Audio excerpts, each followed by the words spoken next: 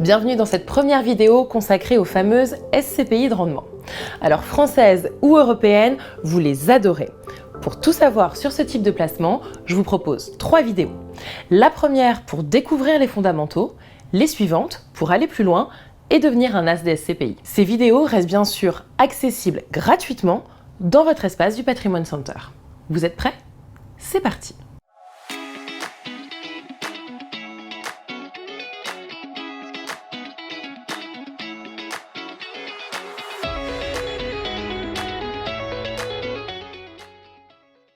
Au programme aujourd'hui, les SCPI de rendement, qu'est-ce que c'est? Dans quel cas investir en SCPI? Concrètement, comment ça fonctionne? Et la fameuse question sur les frais. Les sociétés civiles de placement immobilier sont des sociétés qui investissent dans de l'immobilier tertiaire, c'est-à-dire des bureaux, des commerces, des entrepôts, des crèches, des cliniques, etc. Les SCPI investissent un peu partout, en France et plus récemment en Europe.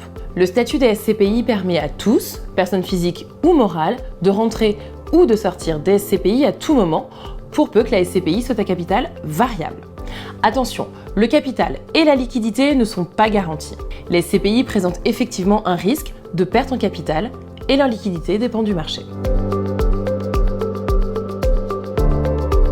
Généralement, vous investissez dans une SCPI si vous cherchez à percevoir des revenus complémentaires, à diversifier vos placements, à préparer votre retraite ou parce que vous souhaitez investir dans l'immobilier sans avoir à vous soucier des contraintes liées à la gestion.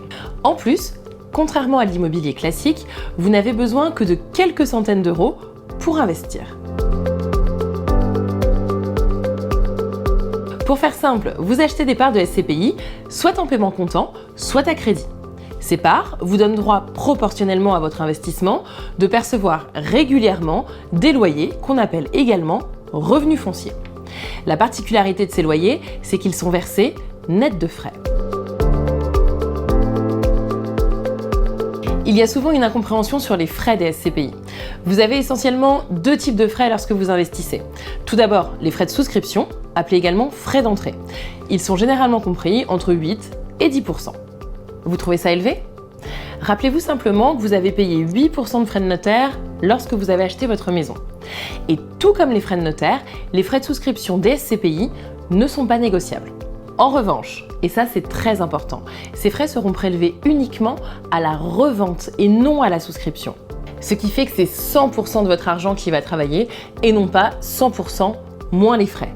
C'est d'ailleurs l'une des raisons pour laquelle il est recommandé de conserver ses parts pendant au moins 8 à 10 ans pour amortir ses frais dans le temps. Le second type de frais que l'on retrouve dans les SCPI, ce sont les frais de gestion, généralement compris, eux, entre 12 et 15%. Ils sont calculés sur les loyers perçus en amont. Et là encore, vous trouvez ça élevé. En fait, c'est parfaitement cohérent. Ce pourcentage englobe tous les frais inhérents à la gestion courante d'un parc immobilier. Les assurances, les travaux, les taxes foncières, les charges courantes et de copropriété, etc. Bref, absolument tout, puisque justement, le rendement qui vous est versé s'entend net de frais. Donc, lorsque l'on vous dit que vous allez percevoir 4,5% de rendement cette année, on entend 4,5% net de frais, mais toujours hors fiscalité, bien entendu. Voilà pour la première vidéo sur les SCPI de rendement. Je vous retrouve dans le deuxième épisode où on abordera notamment les 3 piliers pour bien choisir votre SCPI. À très vite!